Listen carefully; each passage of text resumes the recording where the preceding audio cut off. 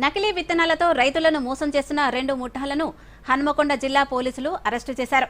7 నిందితుల నుంచి 63,62,000 రూపాయల విలువైన నకిలీ విత్తనాలు, కాలం తీరిన పురుగు మందులు, గడ్డి మందును స్వాధీనం చేసుకున్నారు. ఈ సందర్భంగా వరంగల్ పోలీస్ కమిషనర్ సన్ప్రీత్ సింగ్ మీడియాతో మాట్లాడుతూ, పక్కా సమాచారంతో టాస్క్ ఫోర్సు, పరకాల పోలీసులు, వ్యవసాయ అధికారులు సంయుక్తంగా దాడులు చేసి నిందితులను అరెస్టు చేసినట్లు తెలిపారు. నిందితుడు నాగారం చెందిన తిరుపతిని అదుపులోకి తీసుకుని విచారించగా అసలు గుట్టు బయటపెట్టాడని వివరించారు. నిందితుడు ఇచ్చిన సమాచారంతో హైదరాబాద్ మహదీపట్నం ప్రాంతంలో నకిలీ పురుగు మందులు తయారు చేస్తున్న గోదాంపై దాడి చేసి నకిలీ విత్తనాలు, కాలం తీరిన పురుగు మందులను స్వాధీనం చేసుకున్నట్లు తెలిపారు.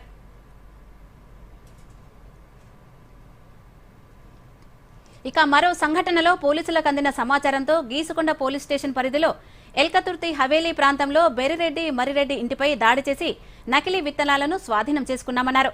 నకిలీ విత్తనాలు విక్రయిస్తే కఠిన చర్యలు తీసుకుంటామని హెచ్చరించారు. ఫేక్ సీడ్స్ సంబంధించి ఇన్సెక్టిసైడ్, వీడిసైడ్, ఫేక్ ఫర్టిలైజర్ వాటన్నిటి సంబంధించి కూడా ఇక్కడ కొన్ని స్పెషల్ డ్రైవ్స్ మేము నడిపిస్తున్నాము. అగ్రికల్చర్ డిపార్ట్మెంట్ ఆఫీసర్స్ వాళ్ళ కోఆర్డినేషన్ తోటి ఈ కేసులోనే ముఖ్యంగా హెచ్టిబిటి కాటన్, బ్యాండ్ కాటన్ సంబంధించిన సీడ్స్, అట్లాగే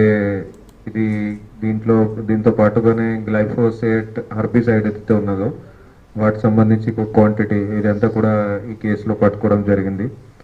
లేకపోతే పెస్టిసైడ్, ఇన్సెక్టిసైడ్ ఇవి ఇస్తాము, ఫర్టిలైజర్ ఇస్తాము.